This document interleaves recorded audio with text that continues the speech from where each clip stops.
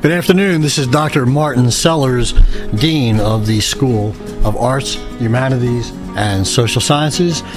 This is WLMU Radio, 91.3 The Gap. Thank you for listening. We are back again with our program on American culture. Support for this program is made possible by Lincoln Memorial University in Harrogate, Tennessee. Further information on academics, campus life, educational programs, admissions, and financial aid, and much more can be found at www.lmunet.edu.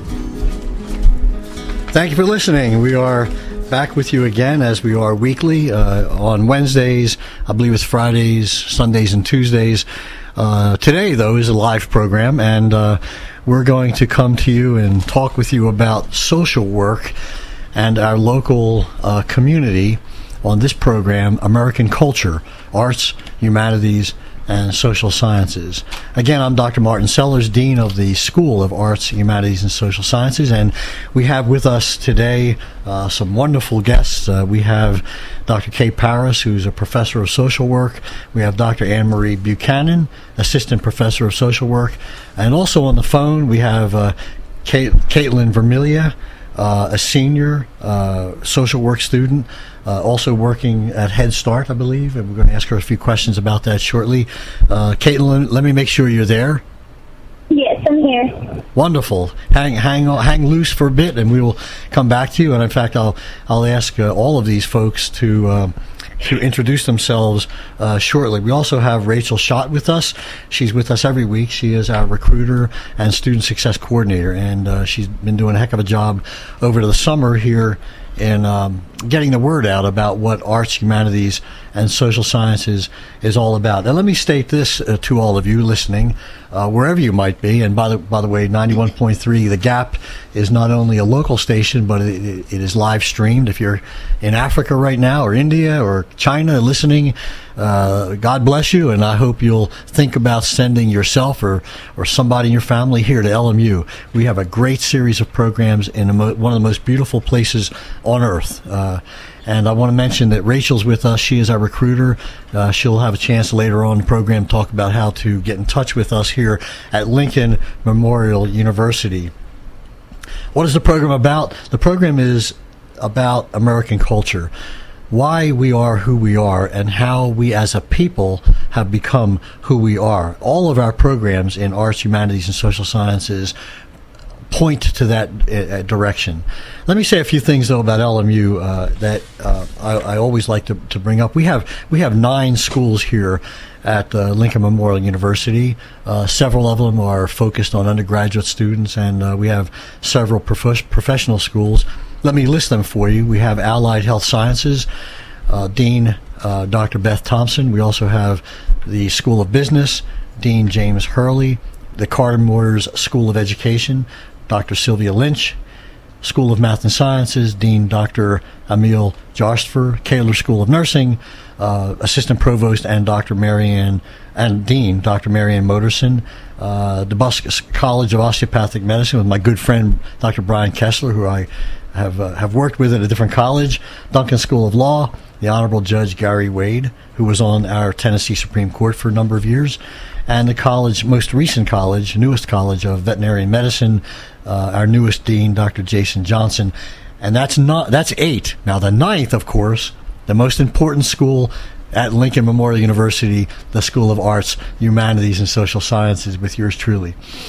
We have a lot of programs, many programs that are available to all of us here for propagating an understanding of how we are as a people.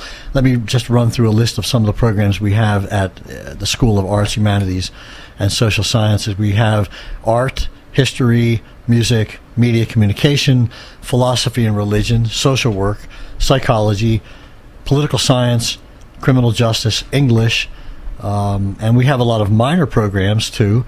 That the list goes on and on. We have a general education program, a 2-year program in the arts. We have some of you riding down 25 have probably either gone to Cumberland Gap, come through the town of Cumberland Gap, or seen the billboard outside of the town of Cumberland Gap that says Arts in the Gap. That's a whole series of programs presented and supported by the School of Arts, Humanities, Social Sciences that focus on the culture of the Appalachian region. We have a number of graduate programs. We have an honors scholars program. And again, the list goes on and on. I do want to say that, and I fully believe this, I know everyone in this room does. We have several of us who are going to talk about social work here shortly, that we have, I'm just amazed at what we have here on the campus and extended sites of Lincoln Memorial University. We have no less than 8 terminal degrees.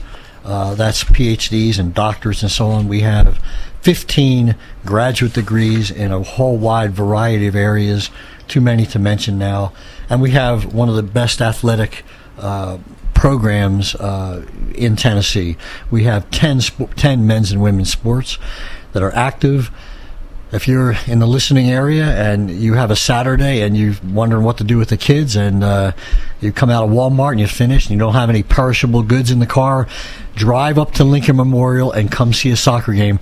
These folks, they play their heart out, and they are, you don't have to know anything about soccer or lacrosse or bowling or basketball. Just come to the game.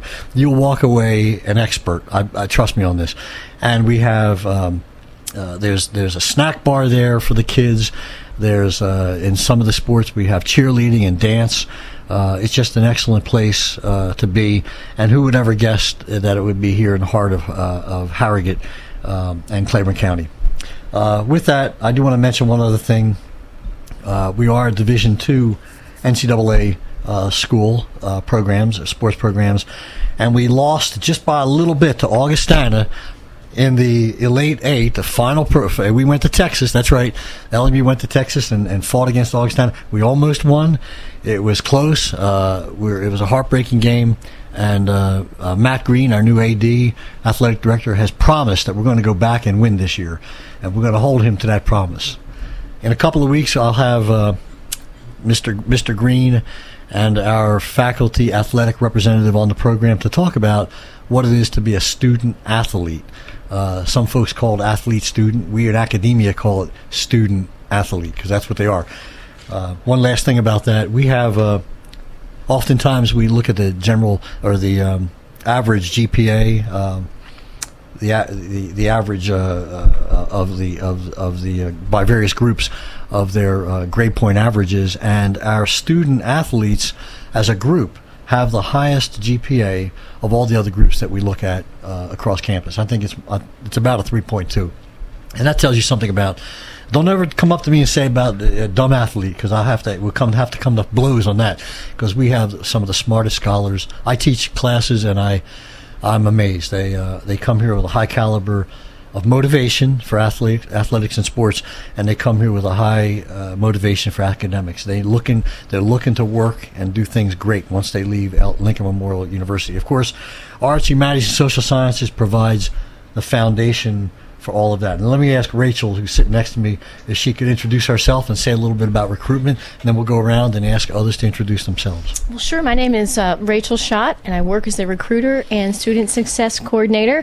I also work part-time through the general admissions office. So if you have any questions about how to apply for LMU or how much it costs or any of those kinds of questions, you can meet us over at the DAR building in admissions, and we'll be happy to answer your questions. Rachel just spent a whole day with admissions and financial aid, so she's now an expert on all That's right. questions.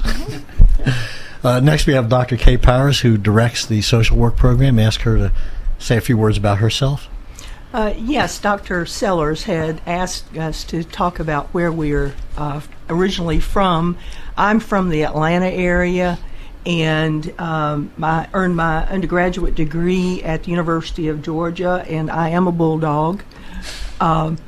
I also earned graduate degrees from the University of Tennessee in Knoxville. I have special interest in social work in terms of working. Right now I'm mostly interested in working with elderly people, and I have worked, though, with people in child welfare and also in mental health. So I've kind of been around a little while. Okay. Thank you. My name is Dr. Anne Marie Buchanan. Buchanan. I hail from the beautiful island of Jamaica. Yay! I also grew up in Brooklyn, New York, and migrated to several states within the United States and had the pleasure of traveling to several countries as well. I received my undergraduate degree from Oakwood College, now Oakwood University in Huntsville, Alabama. My master's in social work from the University of Central Florida in Orlando, and my PhD in human services from Capella University online. And I'm pleased to be here at LMU. I've been in Tennessee for about 3.5 years now and enjoying the beautiful mountains. I now teach mostly the junior social work students in all their classes and enjoy teaching. I've worked in the medical field, nursing homes, hospitals, hospice, and currently volunteer for hospice, and so I enjoy that population, but love being a social worker and enjoy teaching and learning from my students. Excellent. And we also have on the phone Caitlyn Vermilyea.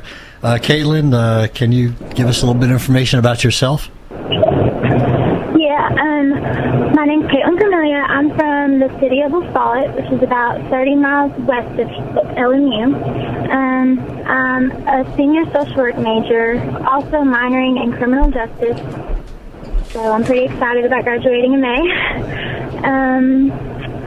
And I don't know, I'm not as flourished as my professors, so I don't have that much to say about myself. Oh, you'd be surprised, Caitlyn. I hear differently. That's why you're on the phone, and I'm going to come back to you shortly and ask you some things about, why social work and your Head Start experience.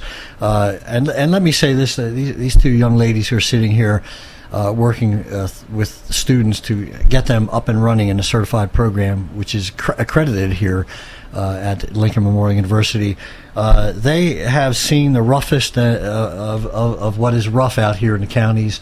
In terms of, if you think about what social workers do, they have to work with in very difficult situations. I almost want to say dangerous at times. I think of where people are having very hardcore difficulties, which we're going to talk about shortly.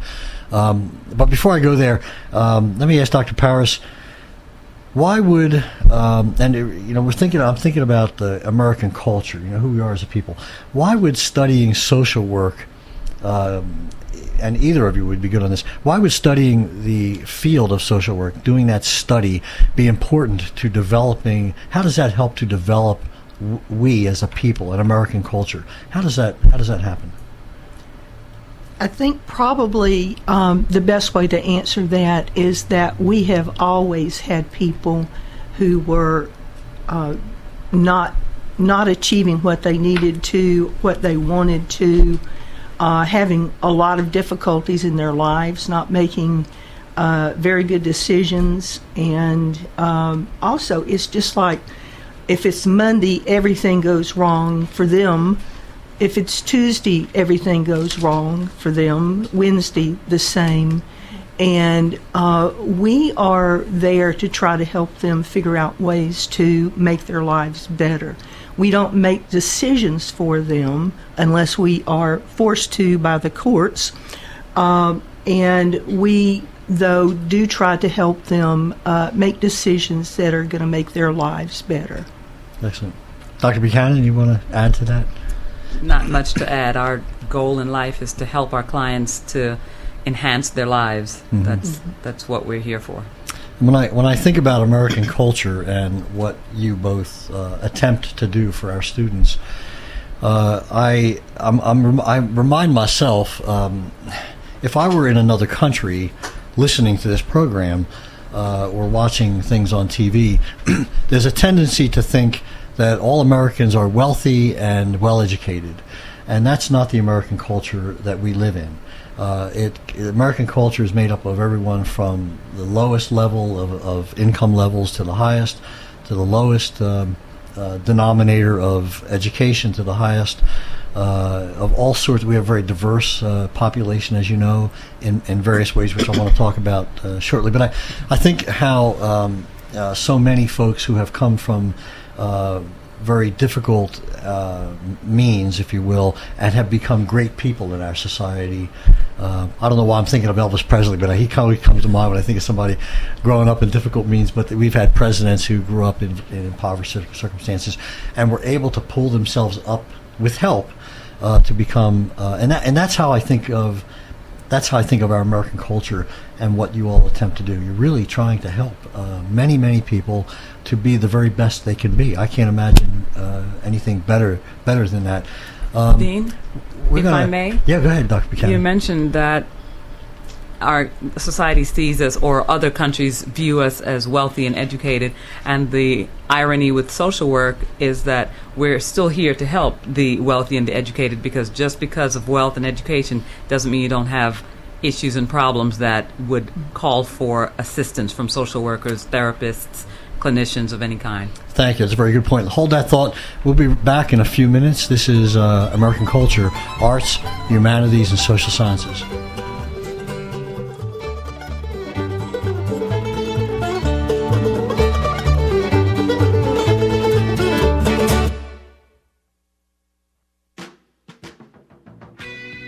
On Wednesday evenings, you can tune your radio to WLMU and hear the best blues in the tri-state area with your host, Gary Daniels.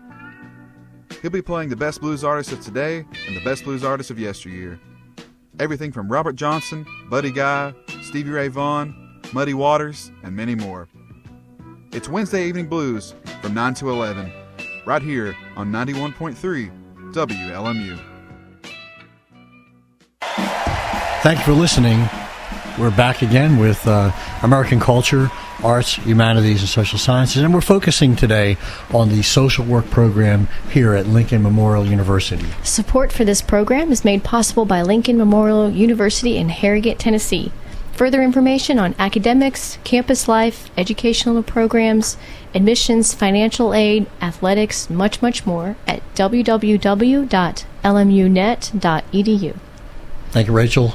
We left off with Dr. Buchanan making mention of the fact that it's not just the lowest of the lowest, and I apologize. I do realize there are issues which we're going to talk about here shortly. But before we go into some of the issues that pervade our area here and the country, I want to ask Caitlyn to join in. Caitlyn, are you still there? I hope. Yeah, I'm here. So you didn't go out to Starbucks and leave us alone? No, I didn't. Tell me, where are you at this moment? I'm in my car. You mean you're on your phone in your car? No, I'm parked. Oh. Good girl. Okay, good for you. Yeah, we're all applauding you. Stay with the policy. Let me ask you, Caitlyn, what is it? You must have went to school. I think, if I remember right, you transferred into LMU. Is that correct? No, I didn't. I came into LMU as a freshman right out of high school. I see. I knew I wanted to do social work right then. You can ask Dr. Pierce. And tell me, why did you? Why have you wanted to do social work? What is it that you were thinking back in high school about? Well, at first, I didn't even know that social work was a degree in high school. But my parents were foster parents.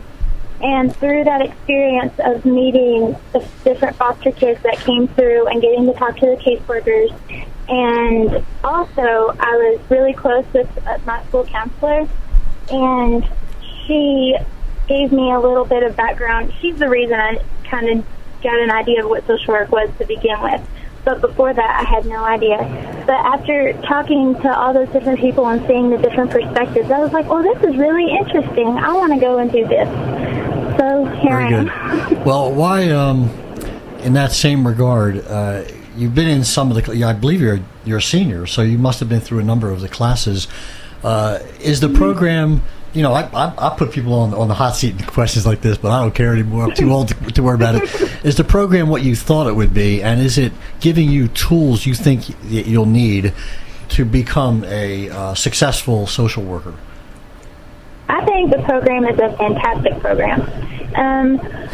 At first, I really didn't know what it'd be like. I didn't know what college would be like. Nobody really does. They have no idea. You know, it's a completely different atmosphere from high school. But talking with Dr. Paris at the very beginning, the little bit I remember, it was like 3 years ago, but she gave me assurance that, you know, this is what I wanted to do. Because I told her, you know, why I was going into this and why I felt led to go into social work. And she gave me assurance, you know, yeah, this is what, yeah, you're meant to be here.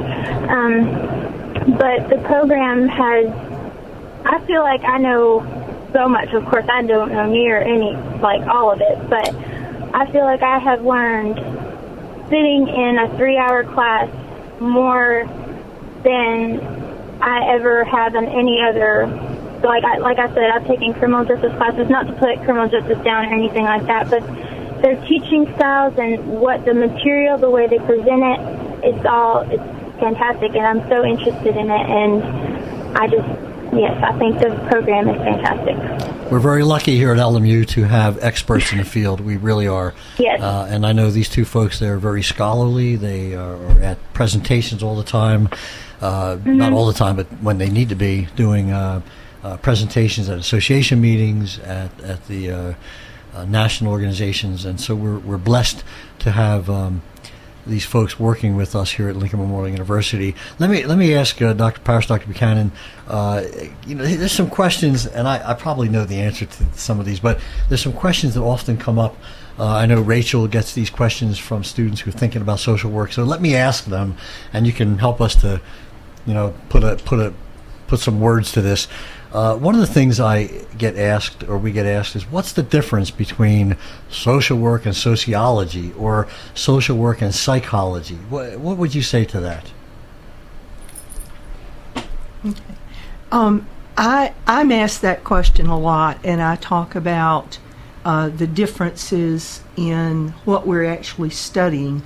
Social work is applied. We use both psychology and sociology in helping us understand the environments of our clients, but also helping us understand what may be going on with our clients individually and in their families and in their communities.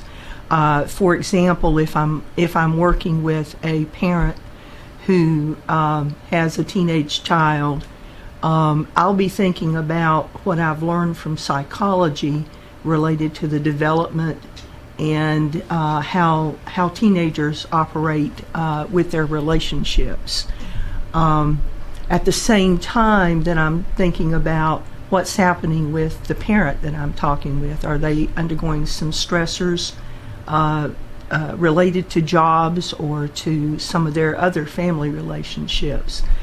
So I'm using the information that comes from all of the social sciences, including criminology and anthropology and all of the other social sciences, because we basically use every piece of information that we can possibly get our hands on to understand a person's situation.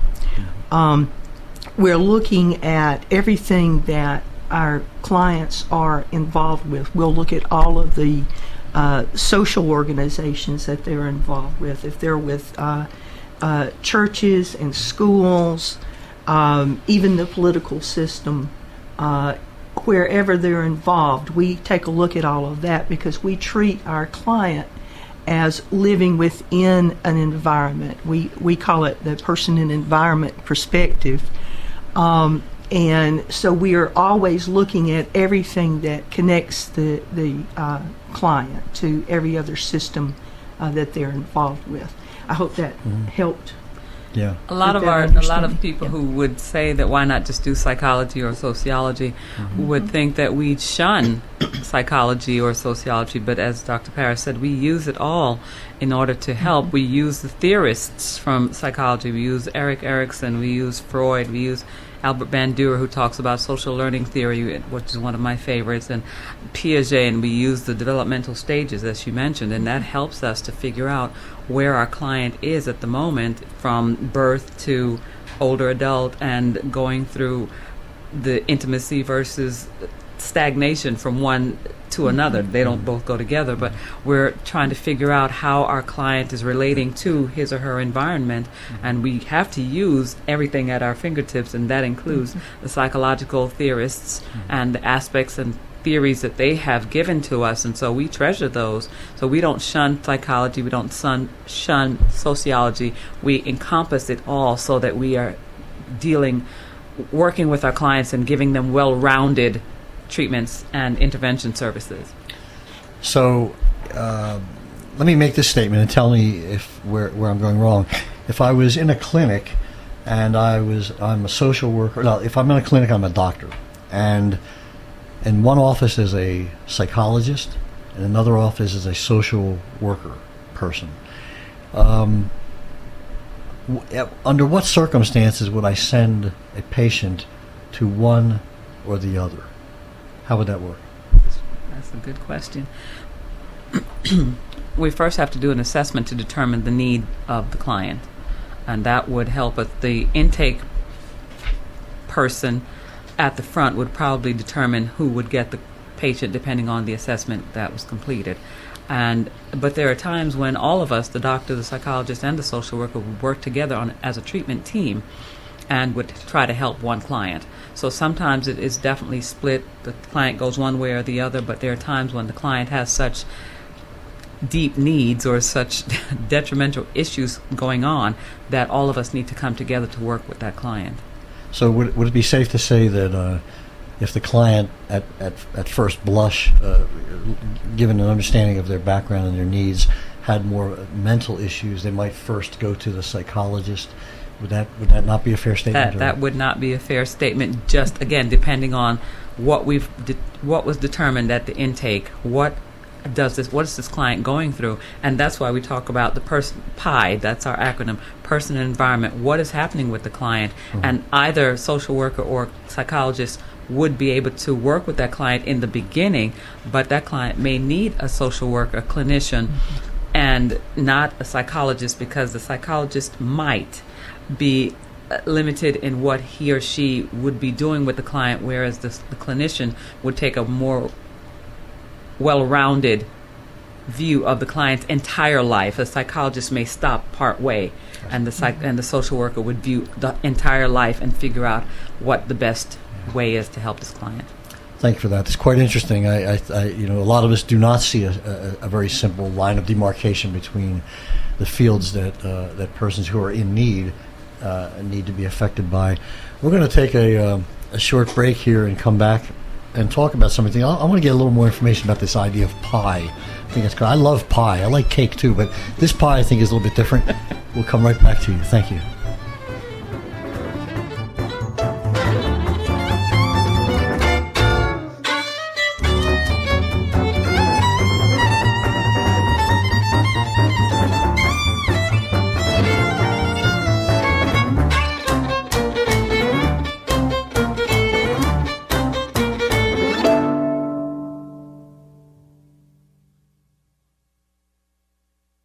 There is a jewel in the crown right here in our Cumberland Mountains, and it's the Abraham Lincoln Library and Museum, located here on the historic campus of LMU. It houses one of the top 5 Lincoln and Civil War collections in the entire world, and it's right here in our own backyard, located here in Harrogate, Tennessee, at the main entrance of LMU's campus. For more information, their number is 423-869-6235. And on the World Wide Web at lmunet.edu/museum. On Thursday evenings, you can tune in to the Thursday Night Jazz Cafe, where you will hear both traditional and contemporary jazz, along with big band and swing and the great crooners of yesteryear. The Thursday Night Jazz Cafe. The doors open at 9 p.m., and you will hear the best of jazz in the tri-state area till midnight and maybe beyond. The Thursday Night Jazz Cafe here on Cumberland Gap Radio. Chances are there'll never be an emergency ever again. But just in case, let's talk about a plan. Okay. Who is going to grab the go bag? What's a go bag? It is a bag we do not have that is filled with things we really need in an emergency. Guess we won't have to worry about it then. Well, this is great. I am so glad that we don't have a plan. I know. Winging it is not an emergency plan. Make sure your kids know what to do during an emergency, who to call, where to meet, what to pack. Visit ready.gov/kids for tips and information. Brought to you by FEMA and the Ad Council. On Tuesday nights, you can tune in to the Appalachian Extra Mile, a community affairs program highlighting and featuring individuals, organizations, and institutions in our tri-state area that define and paint the landscape of both the people and the culture of our region. That's the Appalachian Extra Mile, Tuesday nights from 7 to 7:30 here on Cumberland Gap Radio.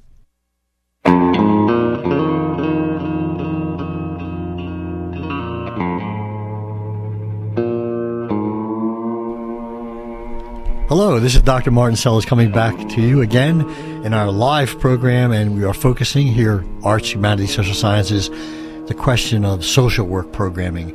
What is it about? How does it affect our American culture? How do students are they involved in the program? We have wonderful guests with us. We have Dr. Kate Parris, director of the social work program. We also have with us Dr. Anne-Marie Buchanan, assistant professor of social work. Caitlyn Vermilyea, I think I got that. I probably got it wrong, is on the phone, and Rachel Schott is with us, our recruiter. I'd like to let you know that support for this program is made possible by Lincoln Memorial University in Harrogate, Tennessee. Further information on academics, campus life, music, educational programs, theater, and much, much more at www.lmunet.edu. That was Caitlyn Vermilyea I mispronounced your name. Caitlyn, you still there? Yeah, I'm here.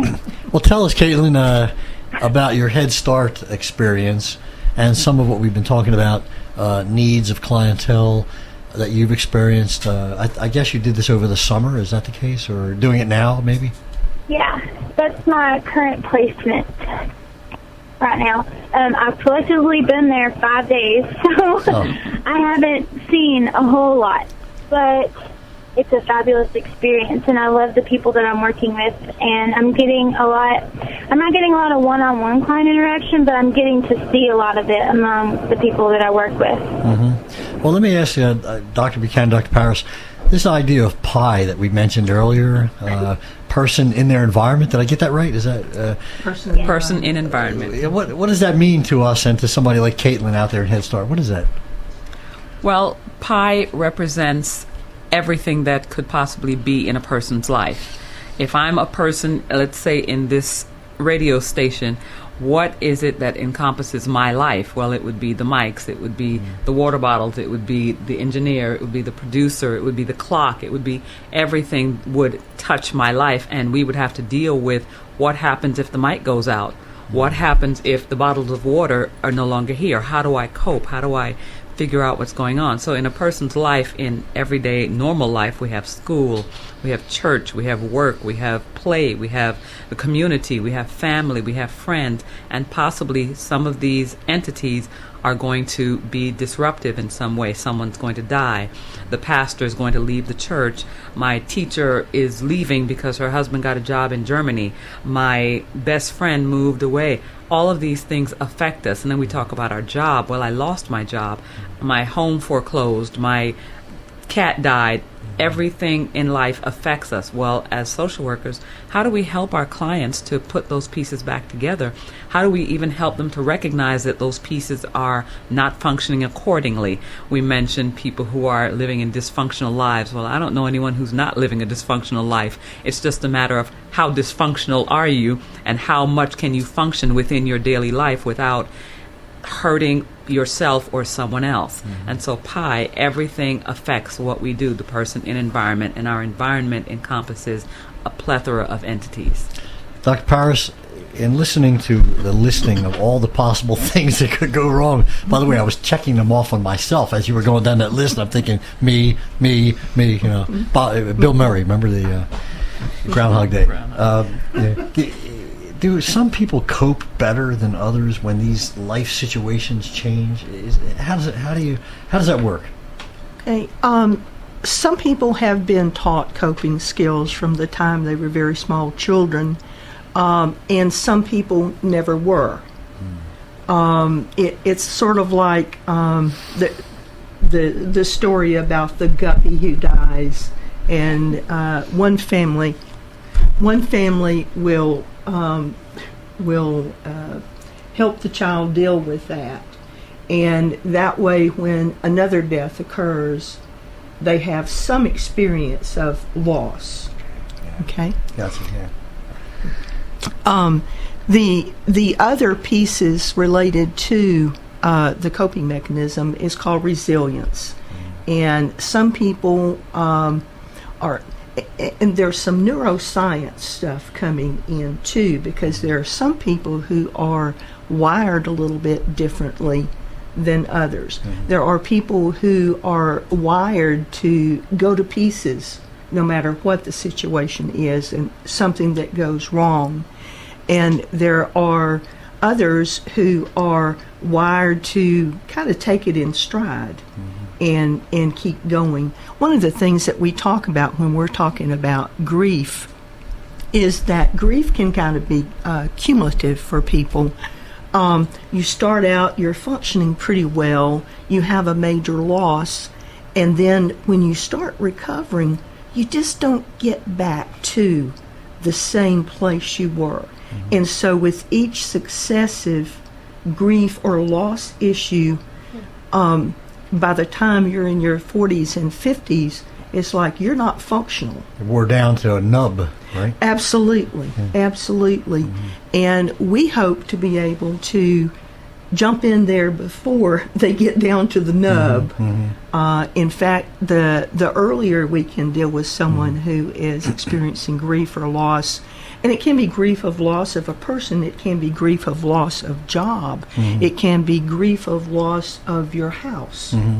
But whatever the issue is, if we can get in there and work with the person and help them figure out some ways that they can cope themselves with the issues, then we think we have done a pretty good job. We likely have a number of folks listening who have thought or are thinking they would love to be a social worker, because some of the things you're talking about, I'm sure, hit home with many of us. And so are there certain kinds of people, or I should say, are there certain traits that you look at for incoming students to tell you that, yes, this student will do well, or is it a fact that you attempt to place within them to accommodate the development of traits? How do you look at these folks that come into the program?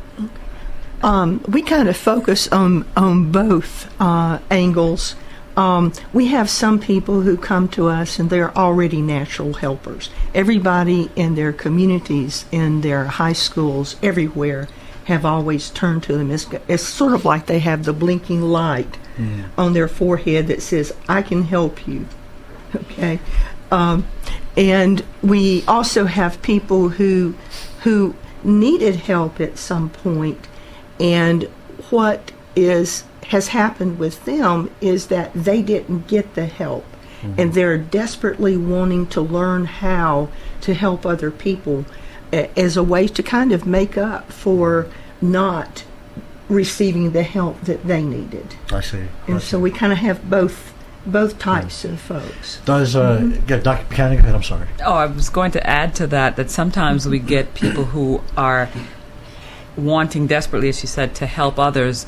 Unfortunately, they've had grief or loss in their own lives, and they haven't yet received the help, and so there's a facade that's placed as they're working to help someone. And I tell my students all the time, especially while it's free on campus, get counseling, because the first issue you're going to meet when you get into your place, your business, your agency, is the issue that you haven't dealt with. And so we have social work students who are desperate to help, but they haven't received their help for their grief or loss because they've put up the defense mechanism of the proverbial wall, or they're in denial, they've projected, whatever the defense mechanism is, and they think they're handling it well, but it's going to fall apart soon. But the case of finding the right student, the one word we use is flexibility. You must be willing to be flexible, because things will change moment by moment. And if you're so rigid and as I like to say about myself, anal, but if rigidity goes with anality, that's a bad combination. Mm-hmm. But if you're willing to be flexible and to help yourself as well as to help the client work through his or her problems, then you're on your way to being a very good social worker. Does one have to have, does a student / social worker, does empathy play a role? Empathy. Absolutely. Is it high empathy would be a good thing? Absolutely. And empathy, I would say compassion, but these words we sometimes use interchangeably, and sometimes people use empathy and sympathy interchangeably and wrong, and so they figure if they can sympathize with someone, then they're good. But if you're not using it correctly, then you're not good. But empathy is extremely high on the list, but you can also learn how to become more empathetic and enhance your feeling and your compassionate ways to help people. I remember growing up, my big brother was very sympathetic as he was beating me up, but he had no empathy whatsoever. Uncle Ricky out there in the radio land. What about that, Caitlyn? Do you have a lot of empathy? Are you compassionate? Yeah. I feel like I am. And how would you? How do you know that? Do you express it in different ways? Family members, people around you? Well, yeah. Okay, so like for example, somebody who is really close to me just had a baby, and she's in the nursing program, so it's a very intense, high-paced program, and she's struggling deeply having a 4-month-old and trying to make school and home life work. Well, I've never been in that position, but I can imagine myself in that position and try to help her, work through the struggle that she's going through right now. So I'm empathetic in that sense. And I guess sympathetic, I would have to have gone through that, situation to be sympathetic toward her, but that's really, yeah, this is Rachel. I think that's a great example, Caitlyn, too, of how good things that happen to you can be almost as stressful as bad things. Yeah. What a blessing it is to have a baby, but my goodness. Yeah, the difference is between eustress and distress, and we sometimes don't see them. Yeah. We've all had loss, but the program at LMU focuses on a wide range of matters, and so in the time we have left, we're going to take a short break soon. But before we do, I want to ask our experts, and Caitlyn, you also, and Rachel, and Gary and John, who's sitting here. I wanted to look at the program itself, and maybe have a little bit, when we come back, have a little bit of information about, what can graduates do? Like, what sorts of, it's such a wide range. I can't even grasp it all. And why, and I want to ask you this, and hopefully you give me, I want a straight answer on this. Why are the salaries so low? And I hate to say that on the air because that hurts recruitment, but to be frank with you, are we taking advantage of ourselves, of people who have empathy? Is that the kind of thing? And where do they work? This is the sort of thing I want to know. What does our program do? Where do our folks get jobs? And they're interested. They'll be interested in that. So I guess we'll take a short break. We'll come back. This is LMU Radio, The Gap, 91.3. Thank you for listening. We'll come back and have another good bit of discussion.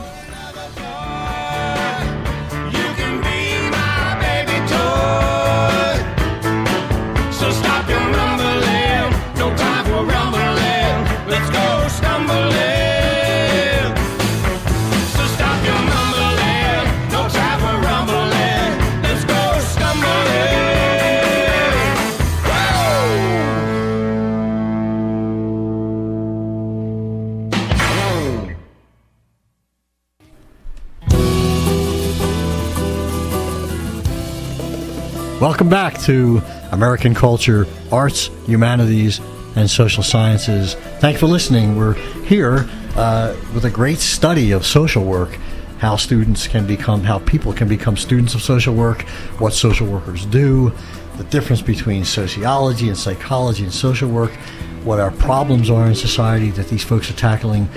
This is great information, and this is Lincoln Memorial University. Support for this program is made possible by Lincoln Memorial University in Harrogate, Tennessee. Further information can be found at www.lmunet.edu. So, Dr. Paris, Dr. Buchanan, and Caitlyn on the phone. Can you tell us a little bit about the program itself? Do a lot of students transfer in? Do we get a lot of students who start as freshmen? How does a student, accomplish getting to the point where they graduate with a degree? And is it a certification with it? Can you talk about all this? Yes, we have mostly students who come from community colleges. They have completed their community college degrees, usually in general studies or in some of the social sciences. They come to us when they discover that they really want to be helpers for folks, and many of them think that they'll be helping only children, but we have to tell them that they don't get to work with children very much because the people who have the problems are their parents. And so we do have a lot of people who are working with parents in a variety of settings who are our graduates. Right now we're in the process of looking for a batch of our graduates who are willing to be interviewed by some of our Intro to Social Work class students. And we've found people in mental health, in hospitals, in nursing homes, substance abuse centers, school social work, and a lot of people don't think about social workers being in schools. We have community services. We have people working in pretty much every kind of area. Probation around. and parole. Probation and parole. We have students all over. We have social work. Dr. Sellers mentioned earlier is it's a wide field, and we have so many choices. Not necessarily in a small city or small area that their choices are, but social work in itself. You can be a clinician. You can be a researcher. You can be a broker, you can be an activist, you can be a lobbyist, you can work in a nursing home, in a hospital, in a veterans home, you can work at a daycare, you can work at Head Start, you can work at Google, you can work at Amazon.com. People don't recognize that. And when I say that to students, they're like, no, we're not computer programmers. No, you'll be an occupational social worker, because they all have employee assistance programs, and people in those jobs have marital problems, they have drug and alcohol problems, they have issues, and they're just people. And so you need social workers in all types of places to be able to assist people who have problems. Now, Rachel is sitting next to me here. I know you have a good friend that's a social worker. Can you tell us a little bit about what he does? My good friend Mitchell is a supervisor at the Department of Human Services here in Tazewell, and what he does in the office is help with folks get food stamps and other services. But what I find interesting is that he does it 24/7, and he has become a real advocate for people all over the community. His day definitely does not end at 5 o'clock, and he's proud and happy to be of service to the community that way. There's so many jobs out there that need folks who have the tools to work with others. And, let me bring up this subject. I know it's a little bit of a rub for all of us, but let me put it on the table here. As a good friend of ours says, put the skunks on the table. And Sylvia Lynch, if you're listening, that's your statement. Dean of Education. Is that, and you hear this all the time, why are we not paid as well as we should be, given the responsibility level and how much 24/7, as Rachel was saying with Mitchell. What's Mitchell's last name? Cosby. Gosh, okay, I knew that. I just wanted you to say it. Shout out to Mitchell Cosby. Why is it that way? I think that over the years, most service providers have not been paid what they're worth. Policemen are eligible for food stamps. We have emergency personnel eligible for food stamps. Some social workers are eligible for food stamps. And I think some teachers are too. Some educators are, yes ma'am. In some communities. And I think it has to do with where you are and what kinds of financial avenues that the counties have, because so many of the people are either employed by the counties or the state for all of those professions. And we also have a lot of people who work for private agencies, and private agencies are run by grants and sometimes the community block grants from the federal and state governments. And there's just not a lot of money around. I mean, I think the question is sort of unfair, and I can't pick on social workers in this regard. That we're really talking about all of us who work in private, nonprofit, NGOs, local government. The payback for the education tends to be a bit lower, or we see that in some places, not all places. I mean, if I go, Dr. Buchanan? But we also prepare our students for the financial aspect of social work. We let them know ahead of time, day one of class, hey, listen, if your goal is to make $150,000 right after you graduate, you need to get out now, because that's not going to happen. It may not happen before you retire, but if your goal is financial security in the sense of home, car, the big stuff, you can have financial security. You may just have to prioritize what your needs are. And if you're going into it just for the money, then you're in it for the wrong reason anyway, and then you may need to step aside and find another career choice. But we let them know, those who are serious about it, that listen, this is what the range is, and you may start, depending on where you live, who you work for, you may start at $25,000, $30,000, you may go up to $75,000. That's a great thing. Your education level will matter. Go get your master's degree. Go as high as you can go. But it all matters. But depending on your thought process and how you view the world is what the financial aspect is going to do for you. Yeah, absolutely. Dr. Powers? Yes, I also wanted to talk a little bit about our students' exposure to people who are working in the field, because it starts with their very first course in this 200 course. They actually go to agencies and meet and talk with at least one person in the agency. We also invite speakers to our classes. The students in their junior year, they do a 30-hour observation of in an agency and working with a social worker, and then they do 450 hours of internship during their senior year, which is where Caitlyn is in working with. We've got two of our graduates who are working in the Head Start program. Yeah. And so she gets to work with both of them. I'm sorry, it's three of them. So sorry. That's fine. But it's three of our graduates are working with Head Start in Claiborne County. Rachel, I know you and I know that somebody out there in our listening area is looking for a job in social work, and they're ready to come to. How would you tell? What do we tell people out there wanting to come to join up in our social work program? I think the first thing to do is either to come over and visit the admissions office and get a paper application, or if you're internet savvy, it's super easy to do online now. When you go to the LMU website, there's a big button on the right that says apply now, and you don't have to have a lot of paperwork in front of you. You can sort of start the application and get a feel for what it's asking. It's not a thing that you have to prepare for. I will say too, there's been a change in the FAFSA, which is the form you fill out to see if you are eligible for federal student aid, which many people are, even if they don't think they are. And you can now fill it out as early as October, and it auto fills from your taxes. It's super easy, so that would be another step. Excellent. In our few minutes we have left, let me change gears a bit. There are many issues that social workers deal with, everything from health care to mental health, cultural issues, international social work issues, social justice, aging, poverty, advocacy for the powerless. In our local area, 5, 6, 7 county area, and I'm thinking up in, we're close to Kentucky, the county, what would each of you say would be the most pervasive, difficult, far-reaching, what's on the table that we really need to focus on biggest here in our area? From my perspective, is persistent poverty.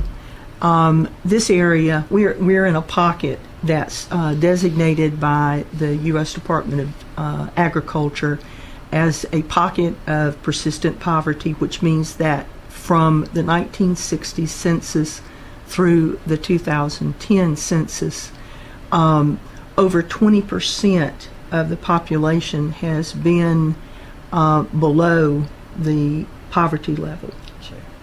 And right now the poverty level is about $11,770 for one person, and a family of 3, it's $20,000.